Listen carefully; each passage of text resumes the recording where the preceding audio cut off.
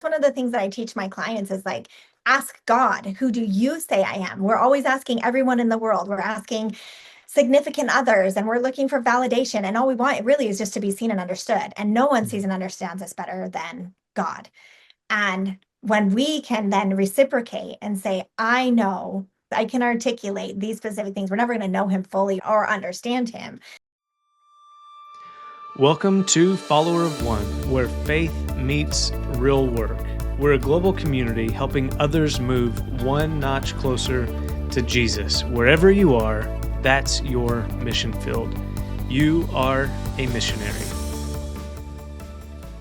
Welcome, everyone, to this episode of the Follower of One podcast. My name is Addison Williams, your host, and I'm very excited to have a special guest with us today, Miss Katie Ann with Katie Ann Coaching, calling in from Salt Lake City, Utah.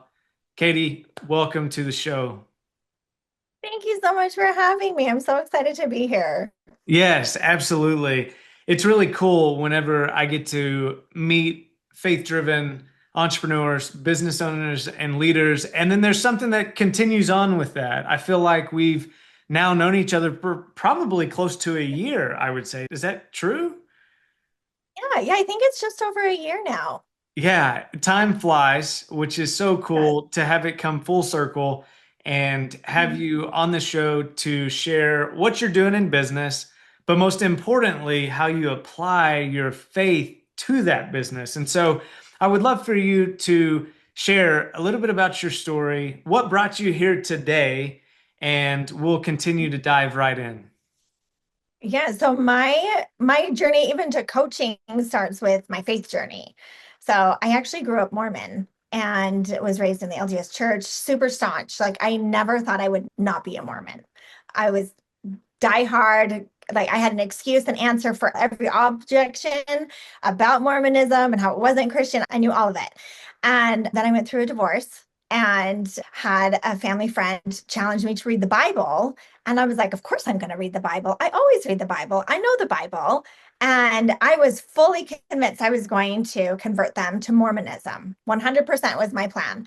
And we're reading the New Testament, and I'm reading the words of Christ in Matthew, where he's answering the Pharisees' questions about which husband the woman who marries the seven brothers is going to be married to in heaven. And he says, you fools, don't you know you're neither given nor received in marriage in the heavens, but you're as the angels? And I was like, I know I've read this before. Like, I knew I had read this several times. And I'm looking up all the Joseph Smith translation. I'm looking up where's my expanded, because that's what you learn when you are Mormon. You learn that there's a translation that is correct and it's Joseph Smith's interpretation, and that there's an enlightened understanding about the Bible. That's literally what they call it, which I know sounds absolutely horrific to Christians. But and I cringe even saying that now. It's like I understand now how that sounds. But I was looking for all of the updated revelation about what this could possibly mean, because it couldn't possibly be that, because in Mormonism, eternal marriages and families are a really big deal. It's one of the main founding doctrines of the church, and how they market really and get many of their conversions, because they allow people to understand, hey, even though your family member has died, you're going to get to be together forever in heaven. You're going to get these eternal families. There's a seat at every table, is basically how it's presented. There's a house, there's a table. This is where your family belongs forever. You get them for eternity. And I was like, but this is Christ directly speaking. Mm. And something about it this time, when I was reading this and I was realizing these are Christ's words directly. It wasn't one of the apostles. It wasn't one of like the prophets. It wasn't a comment from one of his followers. It was his direct words. And something about that this time really made me stop and pause. And I thought, for the very first time, I think I might be wrong about my faith. And that began a faith journey that was accelerated. It's only been 3 years since that day. And that whole experience, actually, not even 3 full years, it was November of 2022. Wow. Okay. So that Okay, has we're right been there. not that long ago. Yeah. Yes, it's basically I'm still like just coming up on the time of season where Paul went away for 3 years. Like I've not even fully reached that amount of time since. But Christ, I really feel like it was spiritual blindness. And once he took those blinders off, it was like the floodgates opened and I could not get enough of the Bible and I could not get enough of understanding what does Christianity and what does the Bible actually teach outside of what Joseph Smith taught. And I was able to take several different classes here. Luckily, I am in the Utah Valley, which is the hub of Mormonism and the homeland for Mormonism. But that also means there's a lot of missions here to help people coming out of Mormonism. And I was able to take several different classes to help me differentiate and discern between what was I taught versus what does Christianity teach, what does the Bible actually teach. And it was just an amazing experience. I continue to just be in awe about what it teaches. And the more that I learned about the Bible, the more that it intertwined with my training as a coach. And I realized all of my training as a coach is about thought work. And I'm reading the Bible and I'm like, this is thought work. And this is like Christ telling us how to discern truth from error and how to discern the voices that we're inundated with, which is what I teach in my coaching. And so I was coaching families with children who have special needs. I have a daughter who's profoundly deaf, and I pivoted to divorced Christian women. So helping women post divorce who are Christians and trying to rebuild their lives. And I really wanted to have a deep kind of understanding of the Bible. So I went back to school to get a degree in biblical theology. And so I'm Wow. finishing that up. Okay, so you're finishing that up. Does that mean that Yeah. graduation is December? Or are we looking at May of Oh, next year? How far along are you? August, because I'm doing a dual degree with business and leadership. So my religion classes are all done in January. I'm taking my last religion class, and then I just have some business and leadership classes, and I'll be doing internships there. And so I'll be officially August of 2026. I will be done. Wow, that's fantastic. If Yeah. I may, I think that it's really cool just to see that journey, but it sounds like you have this urgency of your faith. You Mhm. have this urgency of the stories that you tell and the impact over the last 3 years that have really brought you to this conversation today. So, if you would talk about the urgency of faith, what does that mean to you? How does that intersect into everything that you're currently doing? Yeah, so I've always had a very strong desire to follow God and to know God. So I told you my daughter is deaf, and when she was 8 years old, we lived 3 hours in a very rural little town and in Moab, Utah, actually. And the closest, she didn't have, my biggest priority for her was she's fully ASL. So she doesn't have any auditory input. So I always wanted her to learn the gospel. So we always made it a priority for her to have access to God. That was my first and foremost priority for her. And so we would drive 3 hours to church so she could go to a deaf ward and a deaf community and be able to get that. So that's like the foundation of just me, who I am. I've always had just this deep longing for God. And as my marriage progressed and I knew like something's wrong, and I was like, Lord, I know this isn't really all there is. And so it was about like 10 years before my divorce, my ache really was just like, if you could have a hole in your side, that's what I felt like for so long. Like something is missing in my life. And so by the time I went through my divorce, I was so desperate just to know where God wanted me to be and where He was and to be where He was. And so I think that I was open to anything He had to say, anything He showed me. I was just like, if you could be rock bottom, I felt like I was spiritually at rock bottom at that spot. And I just wanted to know him and to be where he was and to be doing what he wanted me to be doing with my life. And once he opened those, it was like finally getting the meat. You know how Paul talks about, like, I'm just going to give you the milk because you can't take the meat. I was like, I've been getting milk and now I finally have the meat. And it's like Psalms tells us so many times, like, my soul thirsts for you like a parched land. That's what it feels like. Like I just can't get enough of the word and what he has to say. And it's like the way he's been able to teach me and show me and continually open my eyes and just bigger and bigger. It's like I had a friend tell me the gospel's like a puddle and an ocean. It's shallow enough anybody can wade in it, but deep enough you'll never get to the bottom. And Mm, I feel like just swimming in the ocean. And I can't, it's just the most amazing experience I've ever had. that's fantastic. So many Yes. great things said there. If I could double down on one thing, I would just Yeah. love, obviously, you're on fire for God right now, which I mean, it's just like radiating, like, let's go. You're ready to go through a wall with your Yeah. Jesus, especially the puddle and the ocean analogy. I love that. Just comprehending the God of the universe loves us enough to give us the scripture, and for us to be able to just have a taste of that is amazing. Let's Yeah. look at it from a different perspective for a moment. Let's talk to the people that might not be quite there. They're on the fence of this, who is this God thing? What is this all about? And I don't even know where to start. So I would love for you to speak to that first question and then just give some ideas of how other people can just introduce themselves to quiet time with God. What does that look like for you? And speak to that to the audience. Yeah, so I say, when you have a desire, God's just going to meet where you're at.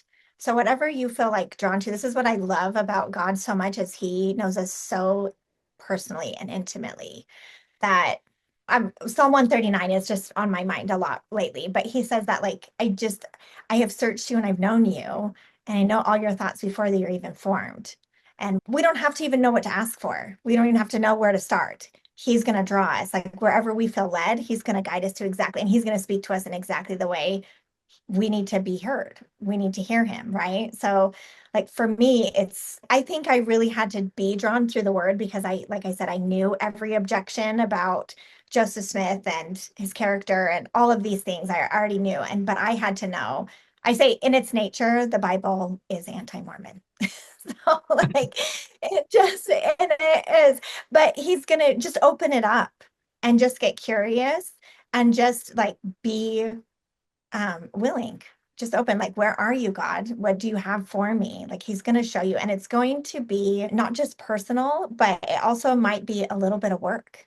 Like, I teach my clients, like, just like any relationship requires some effort, your relationship with God is the same. You've got to show up and put some effort in, and you're going to get whatever you give.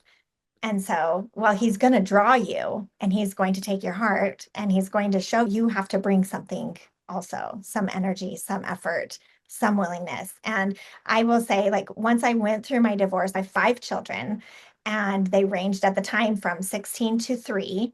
And I was full-time mom. I did everything. And then all of a sudden I had whole weeks to myself because we did 50-50 custody. And I had a whole entire week all by myself when I was used to being not 5 minutes. Like I couldn't even go to the bathroom without fingers underneath the door. Like I never had 5 minutes alone to myself. But then I really had to be weeded and pruned. Like I was pruned and I was like alone.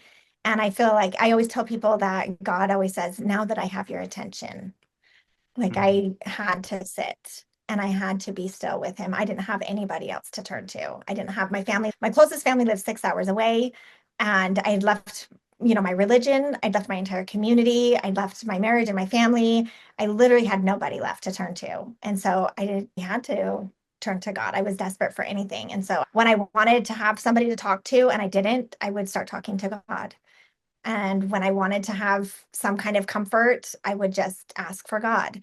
So it really requires you to have some alone time. And it doesn't have to be hours or weeks long like I had. I think that was why, my journey was accelerated because I had so much time. But 5 minutes is really all you need to have a genuine heart to heart conversation with him because he already knows everything that you're thinking, anyways. He already knows what you're bringing to the table. You're not hiding anything. You're not bringing a new revelation to him. He already knows. So just start where you're at and let the hunger grow and just let him guide you and show you and speak to you. And it's just, you'll be amazed how he speaks to you. And the more that you do that, the more you practice, the more you hear his voice and the more clear it is. And the more you discern between what he's trying to tell you, my sheep hear my voice, but we have to know him. And so if you don't know him, you can't hear his voice. So give yourself some time and just be patient with the process, just like you would be patient with the process of building a relationship with any human. That is so good. I think of two things. I think of the Michelangelo painting where it's Jesus and it's Paul, and Jesus's finger is pointed down like this and Paul's is extended, but it's the purpose that we have to go forward and we have to touch it. Jesus is always there, But in the moment, we have to remember that we have to take that action step. And that's exactly what you're talking about in terms of intentionality. And then also, you talked about prayer. I was having a conversation with an individual last week, and actually, this was yesterday. This was not last week. Time flies. But he said, what would happen if we prayed like God was actually listening? Yeah. What if we prayed like God was actually listening? And it's exactly what you just said. He already knows what's on our heart. He already knows all of the hairs on our head and the sand grains in the ocean. And so, why would we not articulate that prayer for us to unravel in that silence? I know for me, as an achiever, as a learner, as a doer, sitting still is not Mhm. easy for me. But when I do, it certainly comes back because I'm a writer and I just started Oh. writing again because somebody Mhm. challenged me to write through specific words. And then I've started writing again and I just found that desire to do that. But it's the same way. Whenever we write, we articulate our deepest thoughts and our deepest feelings. And it's the Mhm. same with prayer. Mhm. Yeah, for sure. And it reminds me like, God is always there. He's always present. We don't pray to change his will. We pray to show we're humble and we're submissive to whatever his will is for us and to draw ourselves closer to him and where he's at. Because he's present, he's there, he's drawing us to him, but we do still have to do something in order to recognize Yeah. that he's there, to be able to really identify like he's talking to me over here in this way. Because we have I actually just went on this whole thing about the will of God, but we have this idea that we're going to bend his will or impact his will in some way by the prayers that we have or how much faith we have. And the reality is like we're not going to change his plan overall. Like he might allow us to bend in some ways to our own desires of our hearts. And that's like prayer is just bending the desire of your heart to what is his desire and getting and building and strengthening that relationship. And the closer you are, the easier it is to hear him and the more clear he is. And it's just like, I just can't get enough of it. It's like the best ever. Yeah, that's so good. People always quote Jeremiah 29:11, which is great. It's talking all about the plans that God has. But then the key is in 12 and 13, which says, when you seek me with all of your heart, there you will find me. And I feel like your journey is the epitome of seeking me, seeking God with all of your heart. And you've found him. And it's certainly present with that, which is encouraging. So, whenever we think about your faith journey, I would love to pivot into the marketplace. As somebody who coaches women, interacts with other people, your children, going to school, all of the things, how do you see your faith playing out day to day? I would just say my faith is my entire identity.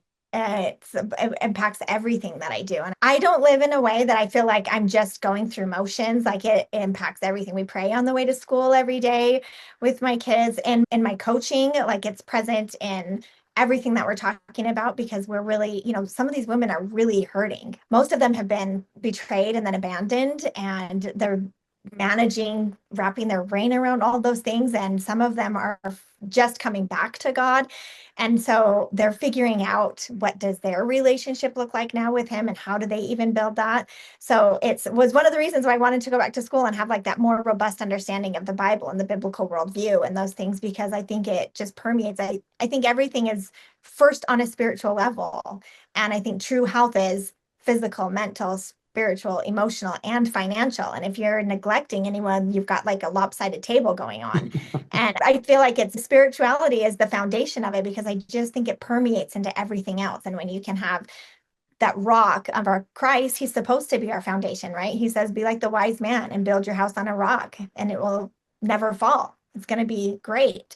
If you don't have that foundation and you don't even know who he is and you don't even know how to build, everything else is going to feel unstable Yeah. because it's not built on. how he's guiding you. And like we do get to have the desires of our heart, and he will say, like, as long as it doesn't change his sovereign will, he's going to let us have. Romans tells us that 124, like he gives us up to the desires of our hearts.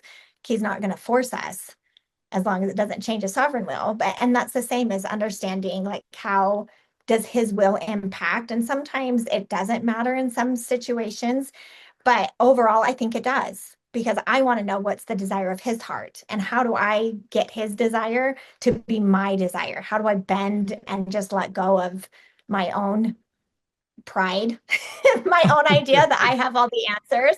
I heard a thing that says true humility is being willing to wait on God's timing. And I was like, oh, yeah, I don't have that. So I'm Yeah. working on that one. So there's That just is, all of these. I was reading in I think it's in First Peter 3 where he's talking about the divine attributes of God and where you build on all of these. He says if you can build on all those, you'll never fall. But it's like steadfastness, godliness, brotherly affection, and love, and it ends in love. And just like any one of those things we're falling short of on an every moment basis, right? So it's like, how can it not permeate into everything? Because everything about God is the beginning, like in everything that we do. So he's in all of it and he has a play and a say, and we're all his creations. So if we're all impacting each other, but I'm not doing it in a way that people know, I know who God is, and they're at least curious about what's different.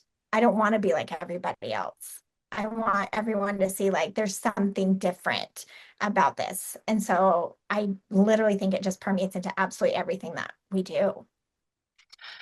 yeah, I go back to if I don't have love, I'm just a clanging cymbal. I think that we can all agree that this life Mm, just going through the motions of, hey, how are you? And walking down. I try to be intentional to not say, how's it going? I try to be intentional to just say hi because I don't want to be perceived as the yeah. guy that's just like, oh, hey, how's it going?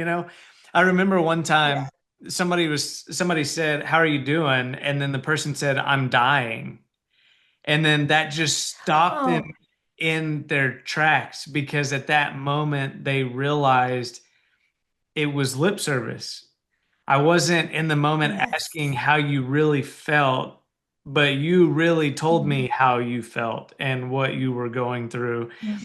And I think that as you said so clearly, how can we be intentional about our faith if we do have intentional faith? And so working through that, I think is fantastic as we move into this idea of follower of one, of course, being a marketplace missionary, right? We're believers. There's no separation between, or there shouldn't be any separation between Sunday and Monday. Like if we say we're a believer, we should roll right through.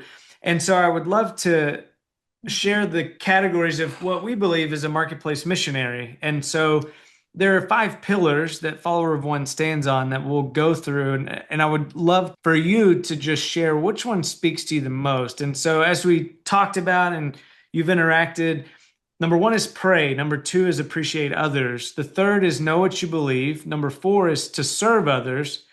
And number five is to speak for yourself. So, as you think of yourself as a marketplace missionary, which one speaks to you the most and why? Gosh, they're so good. But what really sticks out to me is know what you believe. One of the very first classes I took when I went back to school was a worship and praise class.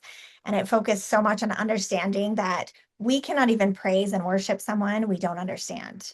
We can't live out and be following somebody we don't actually know who we're following. And because I grew up with this false idea of who God was, Mormonism completely changes the deity and the identity of God and the nature of the Godhead, right? It's one of the foundational teachings of their doctrine. So understanding that, like, I didn't even know God. And I thought I was praising and living my life after this God, but it, I was following the wrong idea all along. So understanding that, like, I've learned to find out who God truly is. One of the favorite scriptures I also read was when Christ asks Peter, who do you say I am? And I think he's asking us that. Like, it's important for us to know who he is. Who do we tell people he is? Because if we can't even articulate who he is, how can we say how we follow him or what it is we're supposed to do to follow him or why? So I think it's just at the core foundation of if we don't even know who, then what are we doing? That is true. I had a great speaker last week at a conference I was attending talk about purpose and identity consistently come up with me. Identity is a big thing that I tend to focus on from my own personal story that I want to unpack now, but I do really agree with that. Like, we need to know who we are and whose we are at the Mhm. foundation of everything that we do, because if we don't, then we're going to constantly be chasing this idea of, well, I don't know who I am, but I know that I have this thing that I'm trying to chase and achieve. But then once we get there, it's fleeting. Solomon is very clear. There's a season and time for everything, and everything in this life is fleeting. The richest man in the world. So if he says that Lamborghinis aren't everything, I guess I got to believe him. But this idea of being intentional with our identity and just having, like you said, that 5 minutes a day to know what you believe, to press Yeah. in and to ask God to show up. Yeah. Yeah, absolutely. And that's one of the things that I teach my clients is like, ask God, who do you say I am? We're always asking everyone in the world. We're asking significant others and we're looking for validation. And all we want really is just to be seen and understood. And no one sees and understands us better than God. And when we can then reciprocate and say, I know, I can articulate these specific things, we're never going to know him fully or understand him. But if we can at least articulate, I know these specific things, he has told us very clearly who he is, right? And he also tells us then very clearly who we are. And when we start at that foundation, then I think everything just builds off of that. Your faith can grow because we just have this innate desire, especially as women, to be seen, to be understood, to be heard, to be sat with, to be known. And no one can know you like the Father knows you. And then when you can start at that spot, like I think it just really is the foundation truly for your faith and for your relationships with your children and for romantic relationships or family relationships or business relationships because you're sturdy and you have the rock, you have the foundation. I know who I am. I don't need validation from anybody else, or I'm not looking for approval from somebody else, or I'm not looking for permission. Like I know how to tap into God. I know how to communicate with him. I know how to receive and to give and to know where he wants me to go and what he wants me to do. And I can stand firm and confident in that. And then it's just a game changer for so many women to be able to understand that. So good. With that being said, for those listening, Yeah. whenever you say, I know who I am, I don't need that external validation, would you mind Mhm. unpacking that just a little bit to say, how do you separate from the naysayers? How do you separate to say, I am who I say I am, no matter what you say, like I've got this, but just the dynamic of life, because life truly happens very fast. Obstacles are Yeah. going to be thrown at us.